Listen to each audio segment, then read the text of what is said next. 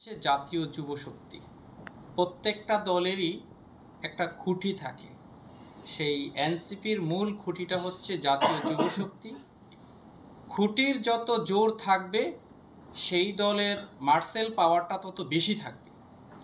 আর ভোলা জেলাতে এনসিপি যেই কমিটিটা হয়েছে জাতীয় যুব শক্তির, আমি মনে করি এটা 100% পারফেক্ট একটি কমিটি হয়েছে। আগামী দিনে যে আমরা মাঠে কাজ করব, সকলে কাঁধে কাঁধ মিলিয়ে একে আরেকজনের সাথে আমাদের সকল ধরনের কার্যক্রমে পরামর্শের মাধ্যমে মূল কমিটির সাথে এটার জন্য আমাদের বেস্ট একটি কোঅপারেশন করার মাধ্যমে হবে বলে আমি মনে করছি। জাতীয় যুব শক্তি এমন একটি সংগঠন, আমি সেন্ট্রালে যখন গিয়েছিলাম তাদের অ্যাক্টিভিটি, তাদের সারা বাংলাদেশে কার্যক্রম পরিচালনা, এটার বড় একটি প্রভাব সারা বাংলাদেশে অলরেডি তারা ফেলেছে।